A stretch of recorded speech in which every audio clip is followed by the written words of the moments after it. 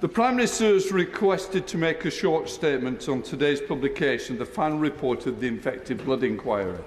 On this occasion, given the nature of the statement, I have agreed that there will only be a few limited brief responses today, as there will be a further major statement tomorrow when all honourable members will have the opportunity to question the Cabinet Office Minister at length.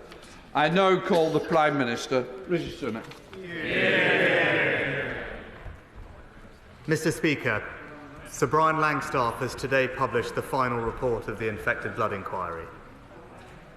This is a day of shame for the British state. Today's report shows a decades-long moral failure at the heart of our national life.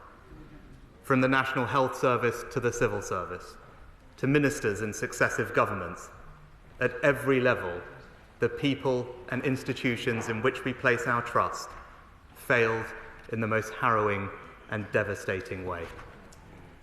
They failed the victims and their families, and they failed this country. Sir Brian finds a catalogue of systemic, collective and individual failures, each on its own serious and taken together amounting to a calamity. And the result of this inquiry should shake our nation to its core. This should have been avoided. It was known these treatments were contaminated. Warnings were ignored repeatedly. Time and again, people in positions of power and trust had the chance to stop the transmission of those infections. Time and again, they failed to do so. Sir Brian finds an attitude of denial towards the risks of treatment. Worse, to our eternal shame, in a way that it is hard to even comprehend, they allowed victims to become objects for research. Many, including children, at Lord Mayor Treloar's College were part of trials conducted without their or their parents' knowledge or consent. Those with haemophilia or bleeding disorders were infected with HIV, hepatitis C, and hepatitis B through NHS treatment, through blood clotting products such as Factor VIII, including those who had been misdiagnosed and did not even require treatment. Many were infected through whole blood transfusions. Others were infected through their partners and loved ones, often after diagnoses had been deliberately withheld for months or even years, meaning these infections should have easily been prevented. I find it almost impossible to comprehend how it must have felt to be told you had been infected through no fault of your own with HIV or hepatitis B or hepatitis C, or to face the grief of losing a child, or to be a young child and lose your mum or dad. Many of those infected went on to develop horrific conditions, including cirrhosis, liver cancer, pneumonia, TB, and AIDS, enduring debilitating treatments like interferon for these illnesses the NHS had given them. Many were treated disdainfully by healthcare professionals who made appalling assumptions about the origin of their infections. Worse still, they were made to think that they were imagining it, made to feel stupid. They felt abandoned by the NHS that had infected them. Those who acquired HIV endured social rejection, vilification, and abuse at a time when society understood so little about the emerging epidemic of AIDS. And with illness came the indignity of financial hardship, including for carers and those widowed and other bereaved family members. And throughout it all, victims and their loved ones have had to fight for justice, fight to be heard, to be believed, fight to uncover the full truth. Some had their medical records withheld or even destroyed, and the inquiry finds that some government papers were destroyed in a deliberate attempt to make the truth more difficult to reveal. Sir Brian explicitly asks the question, was there a cover-up? Let me directly quote his answer for the House. There has been. He continues, not in the sense of a handful of people plotting in an orchestrated conspiracy to mislead, but in a way that was more subtle, more pervasive, and more chilling in its implications. To save face and to save expense, there has been a hiding of much of the truth. Mr. Speaker, more than 3,000 people died without that truth. They died without an apology. They died without knowing how and why this was allowed to happen. And they died without seeing anyone held to account. Today I want to speak directly to the victims and their families, some of whom are with us in the gallery. I want to make a wholehearted and unequivocal apology for this terrible injustice. First, to apologise for the failure in blood policy and blood products and the devastating and so often fatal impact this had on so many lives, including the impact of treatments that were known or proved to be contaminated, the failure to respond to the risk of imported concentrates, the failure to prioritise self-sufficiency in blood, the failure to introduce screening services sooner, and the mismanagement of the response to the emergence of AIDS and hepatitis viruses amongst infected blood victims. Second, to apologise for the repeated failure of the state and our medical professionals to recognise the harm caused. This includes the failure of previous payment schemes, the inadequate levels of funding made available, and the failure to recognise hepatitis B victims. And third, to apologise for the institutional refusal to face up to these failings, and worse, to deny and even attempt to cover them up. The dismissing of reports and campaigners' detailed representations, the loss and destruction of key documents, including ministerial advice and medical records, and the appalling length of time it took to secure the public inquiry which has delivered the full truth today. Mr. Speaker, layer upon layer of hurt endured across decades. This is an apology from the state to every single person impacted by this scandal. It did not have to be this way. It should never have been this way. And on behalf of this and every government stretching back to the 1970s, I am truly sorry. Mr. Speaker, today is a day for the victims and their families, to hear the full truth acknowledged by all, and, in the full presence of that truth, to remember the many, many lost loved ones. But justice also demands action and accountability. So I make two solemn promises. First, we will pay comprehensive compensation to those infected and those affected by this scandal, accepting the principles recommended by the inquiry, which builds on the work of Sir Robert Francis. Whatever it costs to deliver this scheme, we will pay it. And my right honourable friend, the Minister for the Cabinet Office, will set out the details tomorrow. Second, it is not enough to say sorry, pay long overdue compensation, and then attempt to move on. There can be no moving on from a report that is so devastating in its criticisms. Of course, in some areas, medical practice has long since evolved, and no one is questioning that every day our NHS provides amazing and life-saving care to the British people. But Sir Brian and his team have made wide-ranging recommendations. We will study them in detail before returning to this House with a full response. And we must fundamentally rebalance the system so we finally address this pattern so familiar from other inquiries like Hillsborough, where innocent victims have to fight for decades just to be believed.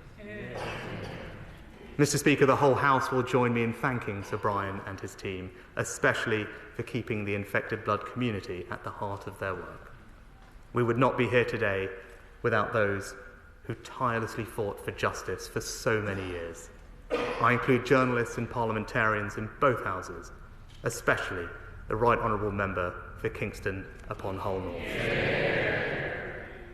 But most of all, the victims and their families, many of whom have dedicated their lives leading charities and campaign groups, pouring their own money into decades of running helplines, archiving, researching, pursuing legal cases, often in the face of appalling prejudice. It is impossible to capture the full pain and injustice they have faced. Their sorrow has been unimaginable. They have watched loved ones die, cared for them as they suffered excruciating treatments or provided their palliative care. Many families were broken up by the strain.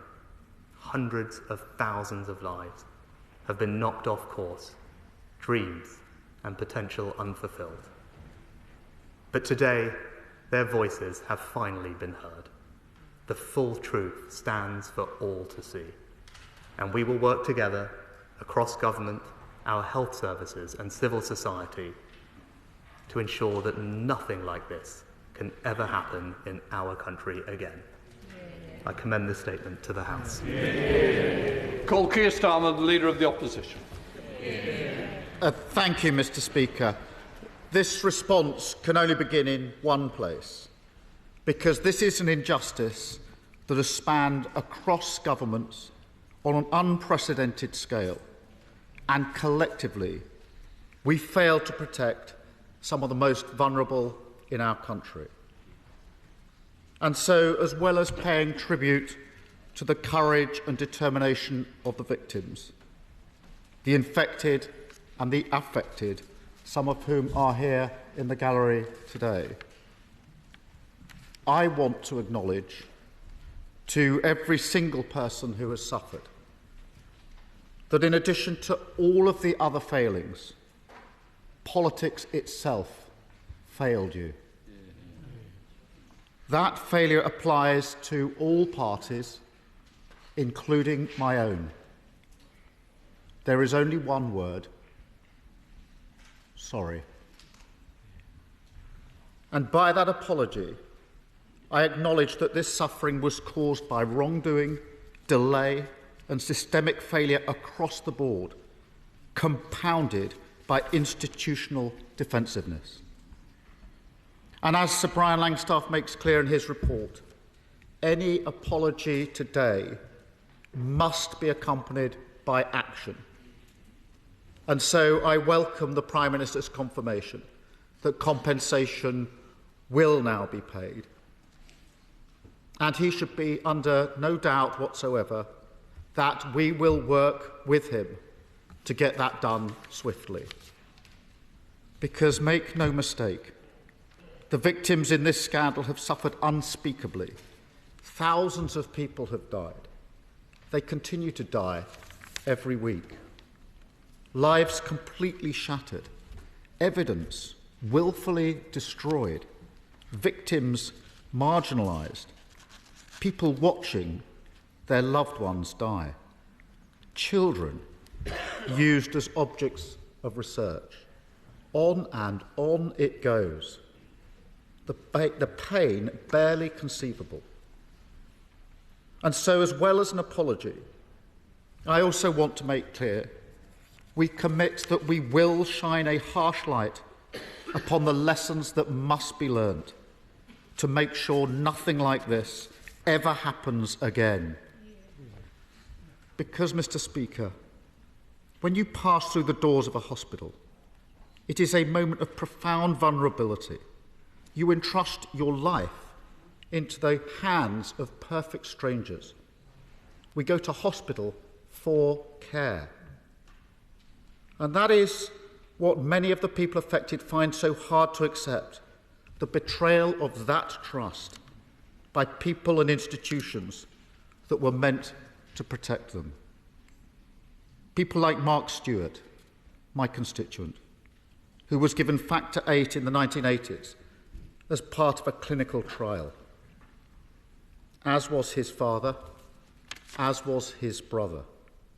All three subsequently contracted hepatitis C. But only Mark remains with us today. And then over the decades, as Mark and so many like him searched for truth and justice, the British state ignored them. The truth, as Sir Brian says today, was hidden from them for decades. And that is why this is one of the gravest injustices this country has seen. And yet we have to be honest. This scandal is not unique. And the institutional defensiveness identified by Sir Brian is a pattern of behaviour that we must address. Because, Mr. Speaker, while Mark may never get his brother, his father, or his health back, for all the families affected, we must restore the sense that this is a country that can rectify injustice, particularly when carried out by institutes of the state. That is our job today, this week, and beyond. Frankly, it is the very least that we owe. Thank you, Mr. Speaker. Prime Minister. Mr. Speaker, I thank the honourable gentleman for the collegiate tone in which he has responded to today's report and his sincerity. He is right, it is irrefutably clear that an unconscionable injustice has been done, the result of a consistent and systemic failure by the state time and again for decade after decade, and it's why I apologise wholeheartedly and unequivocally to every single person impacted by this scandal. And the anger and sorrow felt across this House is the right response. And it is right that we now act on behalf of the victims, their loved ones, and the whole community who expect us to put right this historic wrong. Father of the House, Sir Peter Bottomley. The thousands of people at Central Hall thanked Sir Brian Langstaff. He thanked them. We should acknowledge, as has already said, the Right Honourable Lady for Hull North and her leadership of the all-party group. Can I say to my right honourable friend that permanent secretaries and cabinet secretaries need to say to everyone throughout their chain, are we doing something which is right? Are we doing something which is necessary? Are we doing something which will work? If those questions had been asked more effectively, would my right honourable friend agree that the number of tragedies would not have been 5 for every MP in this House, not 5 times more for everyone who's injured or affected, but the numbers would have been greatly reduced and we'd have learnt the truth earlier. Well, can I start, Mr. Speaker, by thanking my right honourable friend for his dedicated work co-chairing alongside the member for Kingston upon Hull North, the all-party parliamentary group on haemophilia and contaminated blood. And I can assure him that Sir Brian's report is highly detailed and sets out a number of recommendations, and I can assure my right honourable friend that we will respond to it in full as quickly as possible. SNP Leader Stephen Flynn. Mr. Speaker, I wish to begin by stating something which I think we all now agree is self-evidently the case, that this scandal represents the very worst of Westminster.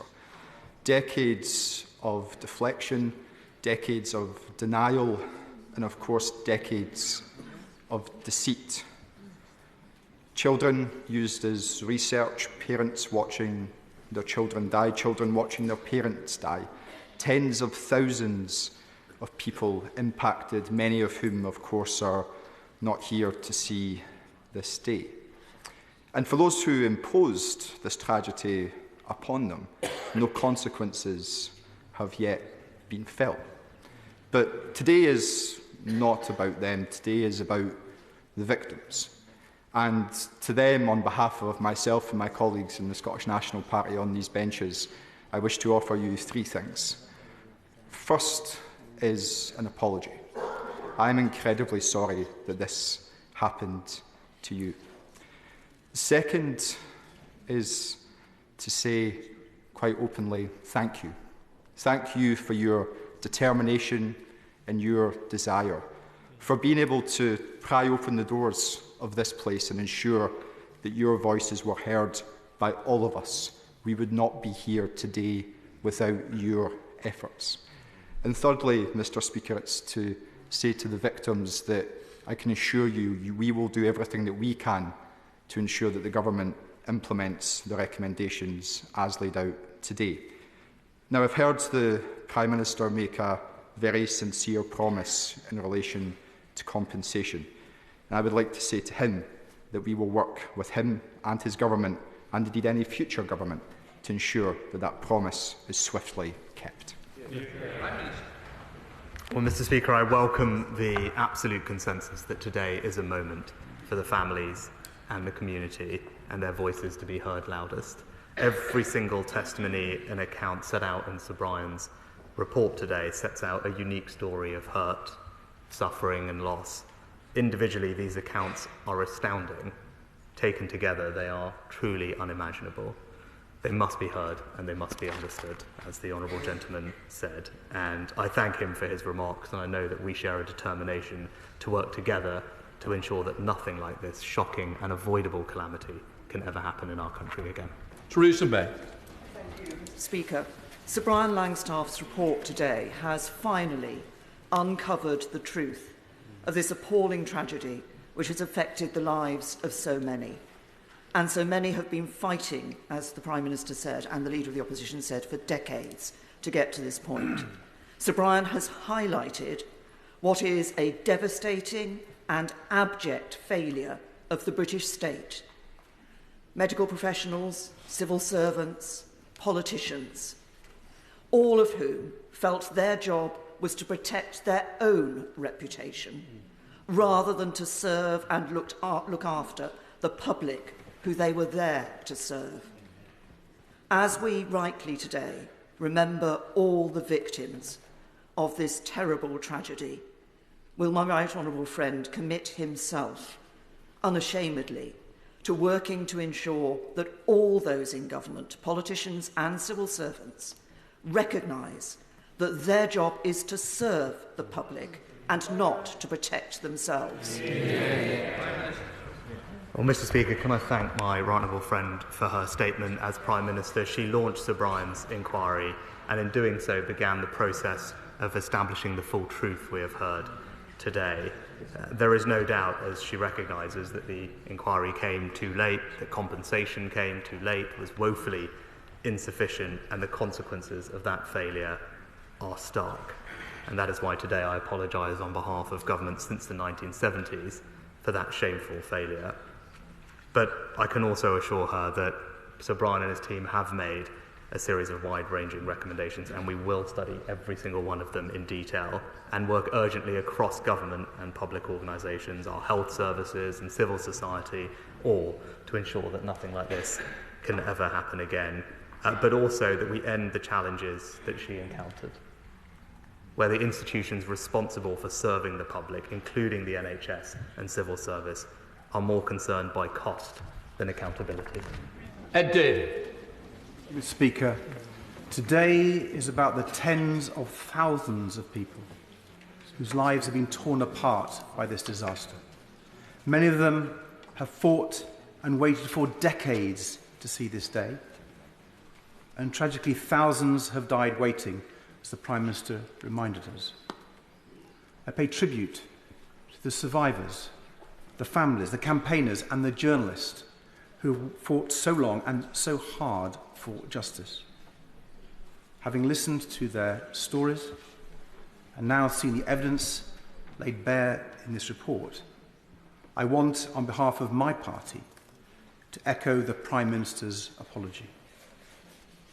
We are all truly sorry for the pain people have suffered over decades under governments of all parties, and for the failures of politicians and the state to do the most fundamental job to keep people safe.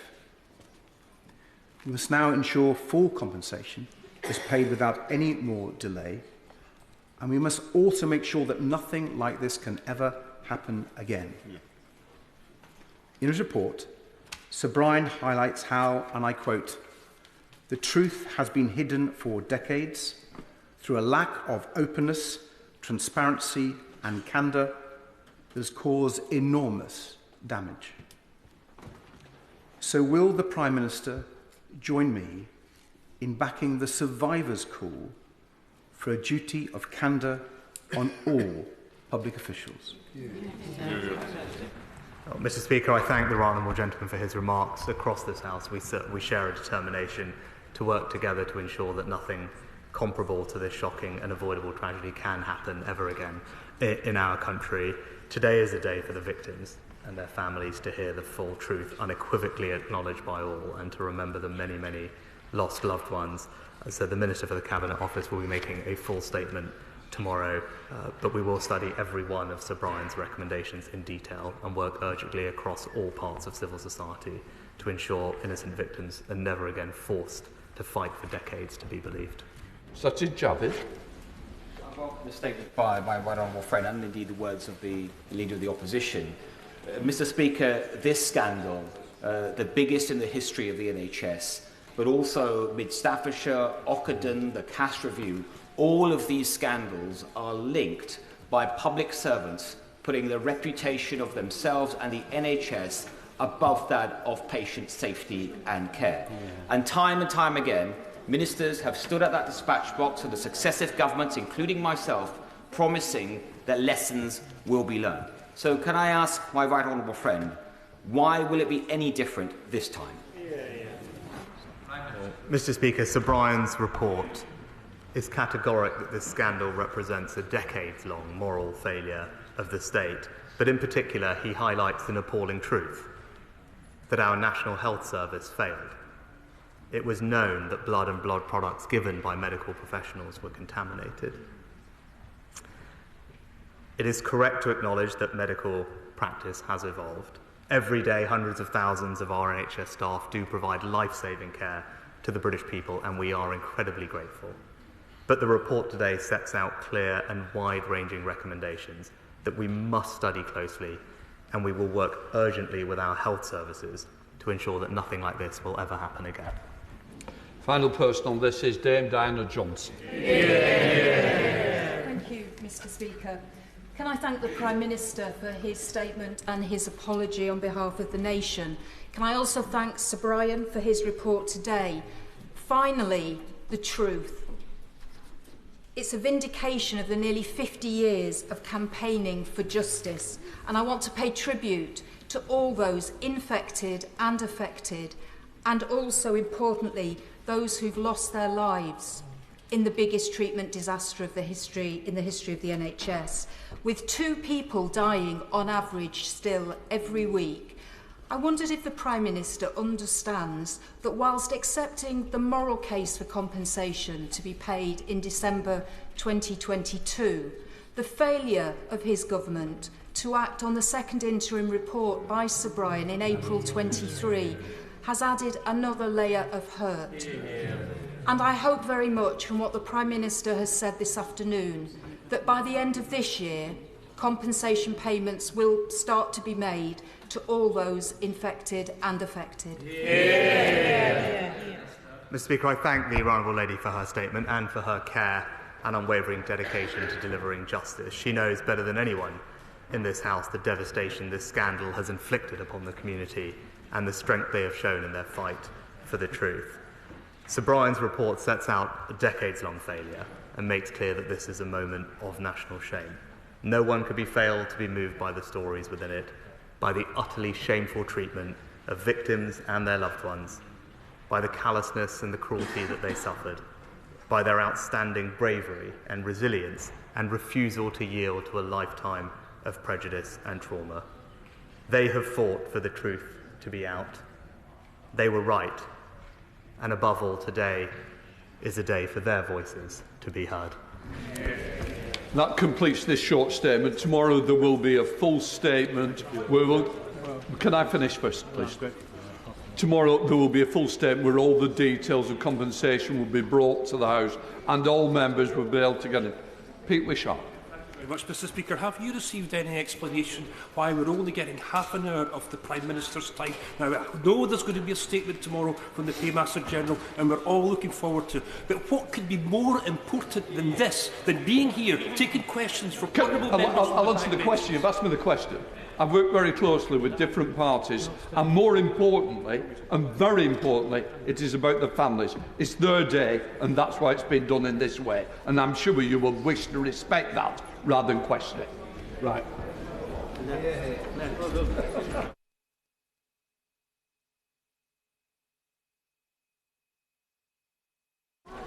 Order. I will let the chamber clear as quickly as possible.